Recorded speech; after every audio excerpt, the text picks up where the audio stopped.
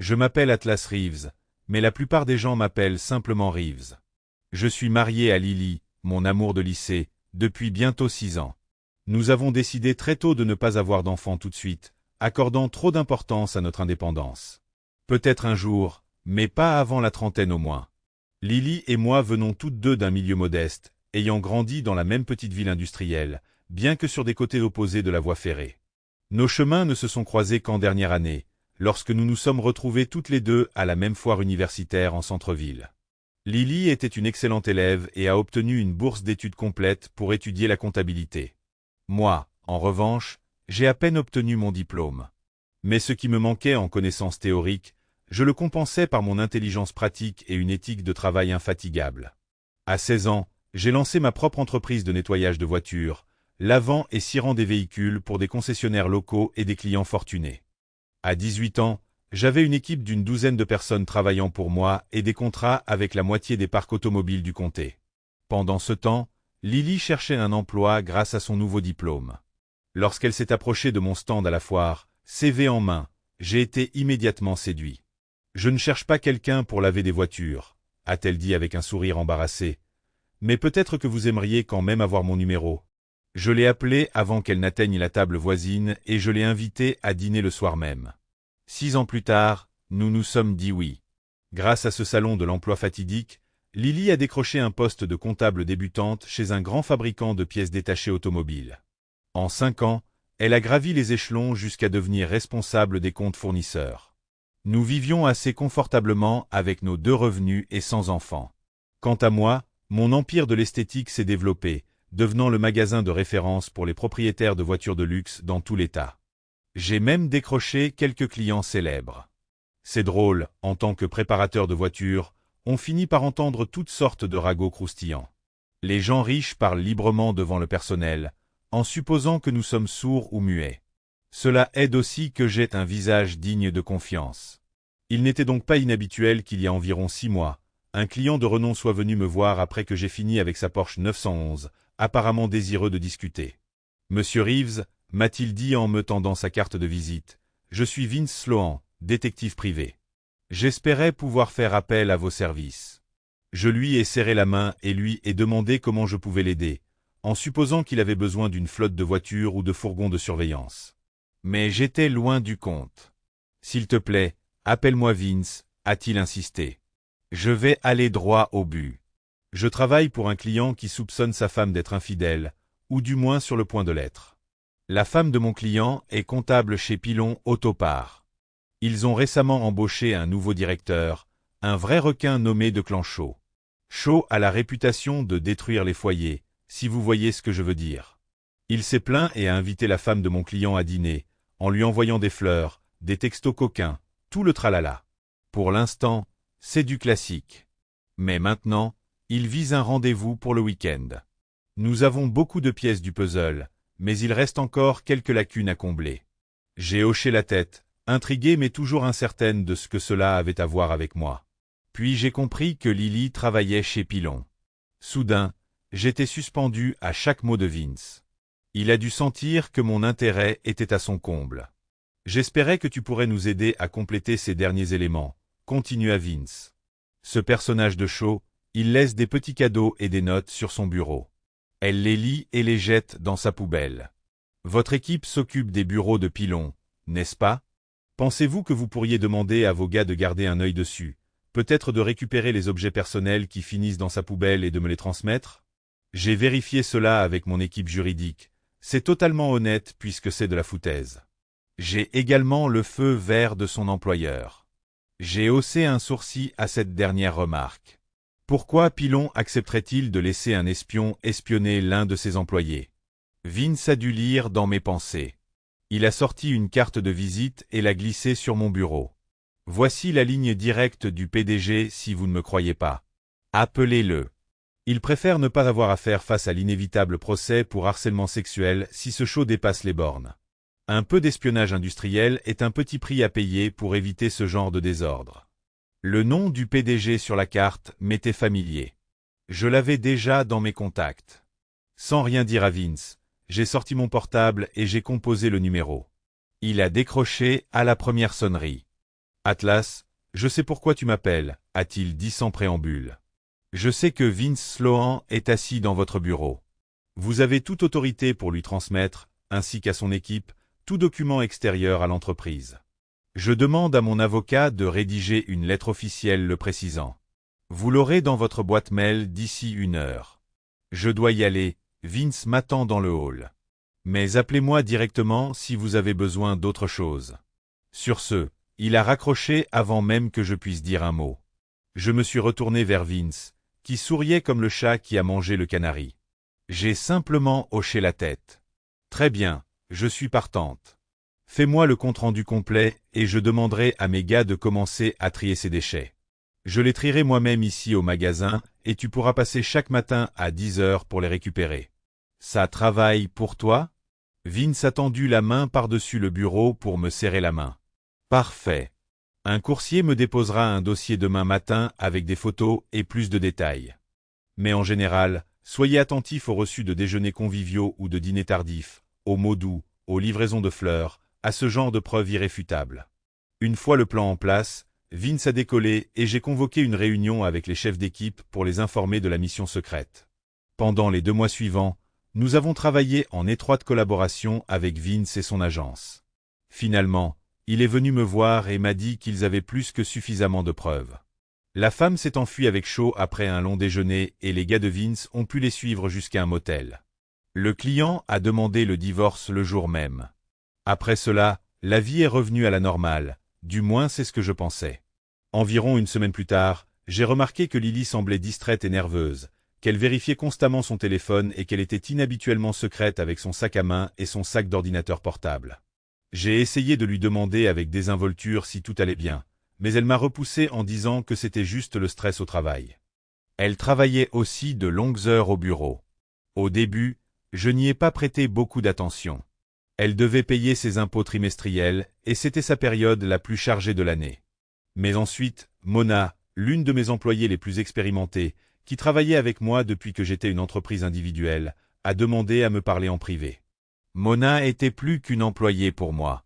Elle était la mère que je n'ai jamais eue, toujours à mes côtés, prompte à me prodiguer de sages conseils et à me réconforter. Elle avait une bonne 30aine d'années de plus que moi, mais elle était très vive d'esprit. Alors qu'elle s'installait sur la chaise en face de mon bureau, j'ai senti que quelque chose la tracassait. Elle a pris une profonde inspiration et s'est lancée à corps perdu.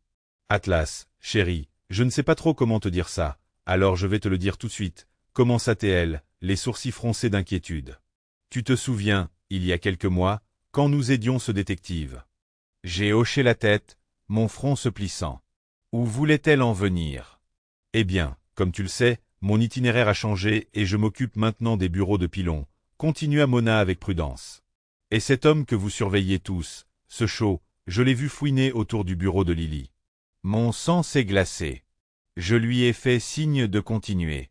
Hier, j'ai repéré un gros bouquet de roses rouges sur son bureau. Au début, je n'y ai pas prêté attention. Je me suis dit que c'était peut-être toi qui les lui avais envoyés.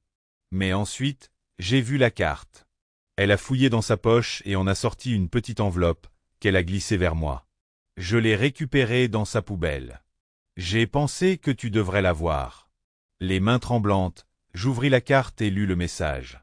Ma très chère Lily, les mots ne peuvent exprimer ma gratitude pour ton aide dans le renouvellement de mon contrat avec Pilon. Je serais perdu sans toi. S'il te plaît, laisse-moi t'emmener déjeuner, j'ai hâte de voir ton beau visage. Bien à toi, de Clan. J'ai vu rouge.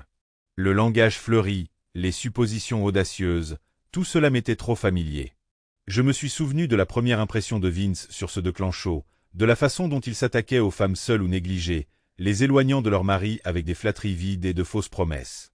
Et maintenant, il avait jeté son dévolu sur ma Lily. Je me suis dit, je suis mort, je suis mort. J'ai remercié Mona avec effusion, en lui promettant de la tenir au courant.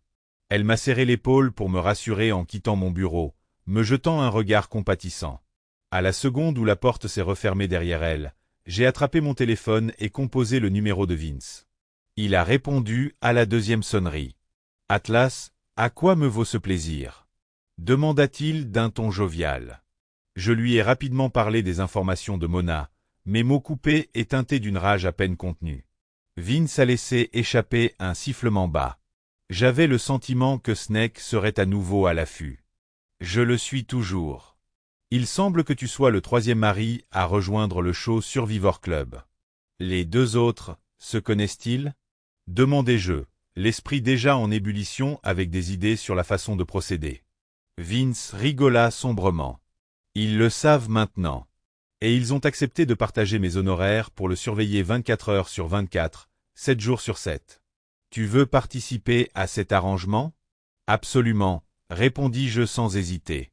Quelle est notre prochaine étape? Vince s'arrêta pour mélanger quelques papiers. Je pense que vous devriez vous rencontrer tous les trois pour comparer vos notes. Pourquoi ne viendrais-tu pas à mon bureau cet après-midi, disons vers 15 heures?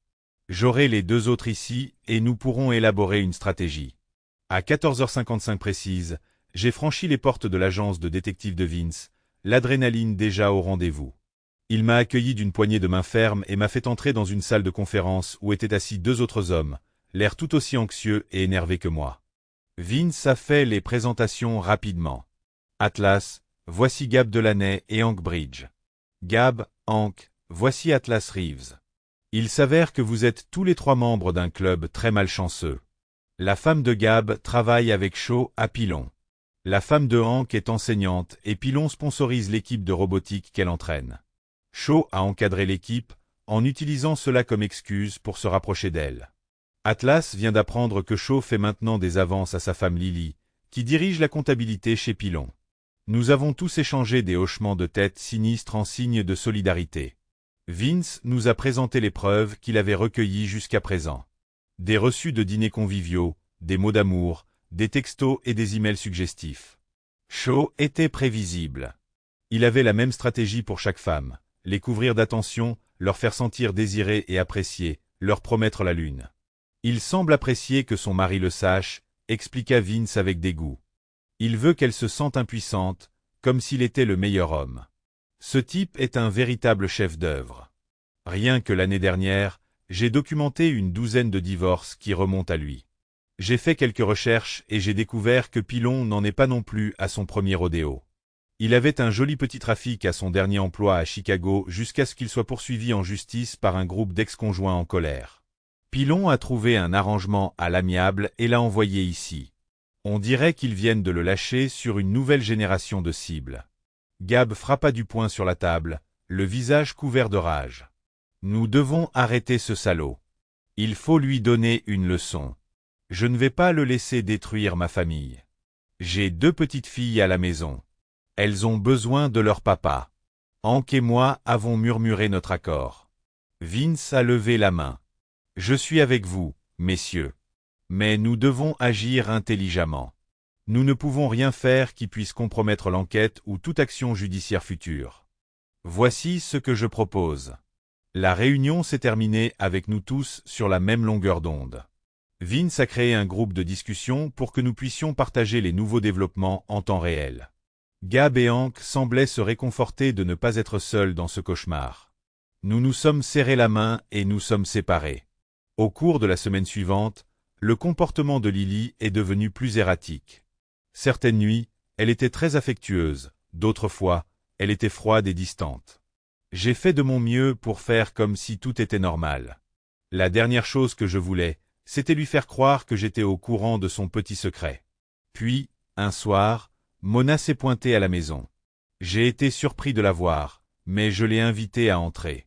Elle avait l'air d'avoir vieilli de 10 ans depuis notre conversation dans mon bureau. Avec un gros soupir, elle a fouillé dans son sac à main et en a sorti un morceau de papier froissé. « Je déteste être la porteuse de mauvaises nouvelles, » dit-elle doucement, « mais j'ai trouvé ce papier dans le tiroir du bureau de Lily pendant que je rangeais son bureau ce soir. » Elle m'a tendu le papier et je l'ai lissé, le cœur serré. C'était une confirmation imprimée d'une réservation d'hôtel. Pour le week-end à venir. 2 invités. Les noms sur la réservation, Declan Shaw et Lily Reeves. J'ai cru que j'étais peut-être malade. Pendant tout ce temps, il n'avait fait que l'amadouer avant de la tuer. Et maintenant, il allait la tuer. J'ai remercié Mona et je l'ai renvoyée chez elle, en lui promettant de la tenir au courant. Puis j'ai pris mon téléphone et j'ai envoyé un message au groupe. En quelques secondes, Mon écran s'est illuminé d'une avalanche de réponses. Gab, ce fils de pute. Il a fait la même chose avec Tania. Il l'a emmenée dans un endroit isolé du nord de l'État. Hank, est-ce qu'on sait où se trouve l'hôtel? On pourrait peut-être les prendre sur le fait. Vince, je te le déconseille. C'est trop risqué. Cela pourrait se retourner contre moi de façon spectaculaire. Atlas, je dois affronter Lily. Ce soir. Mets un terme à tout ça avant que ça n'aille plus loin. Vince, fais attention, Atlas. Tu ne veux pas qu'elle se sente prise au piège. Cela pourrait bien la faire fuir. Gab, Vince a raison.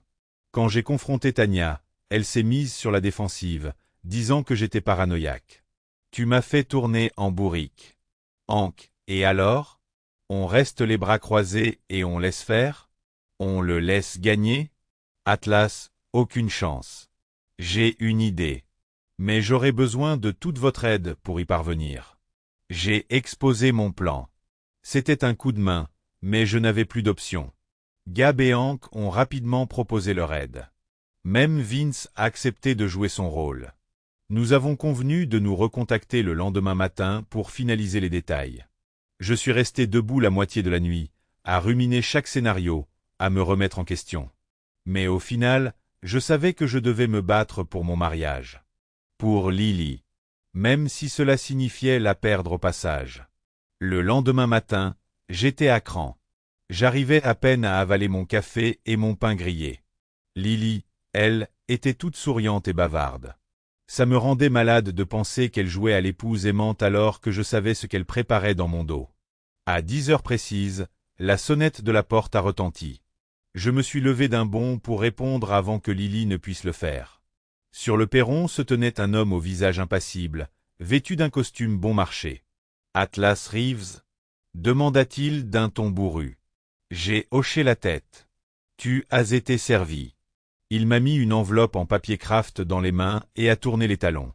Lily se précipita dans le hall, les yeux écarquillés. « Atlas, que se passe-t-il? Qui est-ce » Je ne répondis pas. Je déchirai simplement l'enveloppe avec des mains tremblantes. À l'intérieur, il y avait une pile de papier. Au-dessus, une demande de divorce. Mon cœur s'est arrêté de battre. « Atlas, qu'est-ce que c'est? Que se passe-t-il » La voix de Lily était stridente, paniquée. Je pris une profonde inspiration et fis tout mon possible pour que ma propre voix ne me trahisse pas. Je pourrais te demander la même chose, Lily. Mais je pense que nous le savons tous les deux. Je lui ai tendu les papiers, regardant la couleur disparaître de son visage. Elle les a feuilletés frénétiquement, ses yeux parcourant les pages. Quand elle en arriva aux preuves accablantes, à la confirmation de l'hôtel, aux mots d'amour, aux emails explicites, elle s'effondra. « Je peux expliquer, » murmura Lily, les larmes aux yeux. « Ce n'est pas ce que ça semble être. » Je me moquais. « Vraiment? Parce qu'il semblerait que tu aies une liaison avec ton collègue. Tu prévois une escapade romantique dans mon dos. Tu m'as menti pendant des semaines, peut-être des mois. Dis-moi, qu'est-ce que j'ai mal interprété? » Lily ouvrit et ferma la bouche plusieurs fois, mais aucun mot ne sortit. Elle avait l'air complètement vaincue. J'avais presque pitié d'elle. Presque. « Atlas, s'il te plaît, » s'étrangla-t-elle finalement. Je n'avais jamais voulu que cela arrive. C'est devenu incontrôlable. J'étais confuse, flattée par l'attention. Mais je jure que je n'ai jamais couché avec lui. Je ne pouvais pas continuer. Je t'aime. Je secouai la tête tristement. J'aimerais pouvoir y croire, Lily. Mais la confiance a disparu. Tu as brisé nos vœux. Tu as brisé mon cœur. Je ne vois pas comment on pourrait revenir de ça. Lily fondit en sanglots, les papiers s'envolèrent au sol tandis qu'elle enfouissait son visage dans ses mains. Je luttais contre l'envie de la réconforter. Je devais rester forte. Juste à ce moment-là, mon téléphone a vibré avec un message entrant de Vince. L'aigle a atterri. Tenez-vous prêts. J'ai pris une grande inspiration. C'était l'heure d'y aller. Comme prévu, la sonnette a retenti à nouveau. Lily releva brusquement la tête, ses yeux écarquillés de peur. Elle savait qui c'était. Je me préparais et allais lui répondre. Là, debout sur le pas de ma porte, se tenait l'homme en personne. Declan Shaw. Il ressemblait à un cerf pris dans les phares d'une voiture, ne s'attendant manifestement pas à me voir. Derrière lui, je pouvais voir Vince et son équipe, les caméras en marche. Qu'est-ce que c'est que ce bordel? Shaw bafouilla, essayant de reculer. Mais Gab et Hank surgirent des buissons, lui bloquant la fuite. Ceci, dis-je calmement, est une intervention. Tu pensais vraiment pouvoir débarquer et voler ma femme? Détruire mon mariage? Pas sous ma surveillance, mon pote. Le visage de Shaw se tordit en un ricanement laid. Ta femme est venue à moi de bon gré, cracha-t-il. Ce n'est pas de ma faute si tu n'as pas réussi à la satisfaire. Je me suis jeté sur lui, mais Vince m'a retenu. Il n'en vaut pas la peine, murmura-t-il à mon oreille. Nous avons toutes les preuves dont nous avons besoin. Son cul est de l'herbe. Comme pour appuyer le propos de Vince, 2 voitures de police sont arrivées en trombe, les lumières allumées. Des policiers en uniforme sont sortis, se dirigeant droit sur Shaw. Il a essayé de courir, mais Gab et Hank l'ont attrapé et l'ont plaqué contre le côté de la maison. Declan Shaw, l'un des policiers, lui a dit en lui passant les menottes. Vous êtes en état d'arrestation pour extorsion, fraude et sollicitation. Vous avez le droit de garder le silence. Alors qu'il lui lisait ses droits et le mettait à l'arrière d'une voiture de police, Lily est sortie en titubant sur le porche, toujours en sanglots. Atlas, cria-t-elle en me tendant la main. Je suis vraiment désolé. J'ai tellement honte. S'il te plaît, pardonne-moi. On peut régler ça. Je ferai n'importe quoi. Je la repoussai doucement. Je suis désolé aussi, Lily. Désolé d'en être arrivé là. Mais je ne peux pas simplement balayer ça sous le tapis. Tu étais prêt à gâcher notre vie ensemble. Ce n'est pas quelque chose que je peux oublier. Lily s'effondra sur le sol, serrant ses bras contre elle en pleurant. J'ai dû faire tout ce que j'avais en moi pour ne pas la prendre dans mes bras. Mais je devais être résolu. Vince posa une main sur mon épaule. Tu as fait ce qu'il fallait, Atlas. Je sais que tu n'en as pas l'impression maintenant, mais tout ira bien. Vous deux. Nous sommes au fond du gouffre. La seule façon de remonter est de remonter. J'ai hoché la tête d'un air hébété, en regardant les policiers s'éloigner avec Shaw. Gab et Hank m'ont chacun donné une tape sympathique dans le dos avant de monter dans la voiture de Vince. Et puis il ne restait plus que Lily et moi. Je l'ai aidée à se relever et je l'ai guidée à l'intérieur. Elle s'est accrochée à moi comme à une bouée de sauvetage, ses larmes trempant ma chemise. Je l'ai assise sur le canapé et lui ai servi un verre bien fort. Elle l'avala d'une traite. Que va-t-il se passer maintenant? Demanda-t-elle d'une voix rauque, sans me regarder dans les yeux. Je soupirai lourdement. Maintenant, on ramasse les morceaux. On vous emmène en thérapie. On voit s'il reste quelque chose à sauver. Mais Lily, je veux que tu comprennes la gravité de ce que tu as fait. La confiance est brisée. Il va falloir beaucoup de travail pour la reconstruire, si nous y parvenons. Lily hocha la tête, de nouvelles larmes coulant sur ses joues. Je sais. Je suis prête à faire tout ce qu'il faudra, Atlas. Je ne peux pas te perdre. Tu es tout mon monde. Je pris sa main, passant mon pouce sur ses jointures. Un jour à la fois, Lille. C'est tout ce que nous pouvons faire. Un jour à la fois. Les mois qui ont suivi ont été un véritable tourbillon d'avocats, de dates d'audience et de séances de thérapie. Shaw a fini par accepter un accord de plaidoyer, acceptant une lourde amende et une thérapie obligatoire en échange de l'abandon des accusations de sollicitation. Pilon l'a renvoyé sur le champ. Aux dernières nouvelles, il s'est glissé en arrière, la queue entre les jambes. Quant à Lily et moi, nous avons décidé de nous séparer un moment. Elle a emménagé chez sa sœur et s'est lancée dans une thérapie individuelle. Je me suis concentré sur mon entreprise et sur ma propre guérison. C'était la chose la plus difficile que j'ai jamais faite, mais je savais que nous avions tous les deux besoin d'espace pour tout digérer. Lentement mais sûrement, nous avons retrouvé le chemin l'un vers l'autre. Nous avons commencé par des rendez-vous autour d'un café, puis nous sommes passés à des dîners. Nous avons discuté pendant des heures, vraiment discuté, comme nous ne l'avions pas fait depuis des années. Nous avons tous les deux reconnu nos erreurs et nous nous sommes engagés à être de meilleurs partenaires. Après 6 mois de séparation, Lily est revenue vivre chez elle. Ce n'était pas facile, mais nous étions déterminés à faire en sorte que cela fonctionne. Nous avons continué la thérapie de couple et pris le temps de faire des bilans réguliers. Petit à petit, la confiance a commencé à se rétablir. Aujourd'hui, 1 an plus tard, je peux honnêtement dire que nous sommes plus forts que jamais. Nous avons surmonté la pire tempête de notre vie et nous en sommes sortis victorieux. Nous sommes plus honnêtes, plus intentionnels. Nous ne nous prenons pas pour acquis. J'aimerais pouvoir dire la même chose de Gab et Hank. Malgré tous leurs efforts, leurs mariages n'ont pas résisté à la trahison. Le divorce de Gab a été prononcé il y a quelques mois. Hank et sa femme sont toujours dans l'incertitude. Quant à Shaw, j'ai entendu dire qu'il a eu son propre sort. Apparemment, il a commencé à sortir avec une femme qu'il a rencontrée en thérapie, pour finalement découvrir qu'elle le trompait trop avec son ex. Le karma est une vraie garce. Avec le recul, je suis reconnaissante pour les leçons que j'ai apprises, aussi douloureuses soient-elles. J'ai appris que l'amour n'est pas un conte de fées, c'est un choix que l'on fait tous les jours. Il s'agit de se montrer présent, même quand c'est difficile. Surtout quand c'est dur. Lily et moi ne sommes pas parfaites, mais nous sommes déterminés à être parfaitement imparfaites ensemble. Et c'est plus que suffisant pour moi.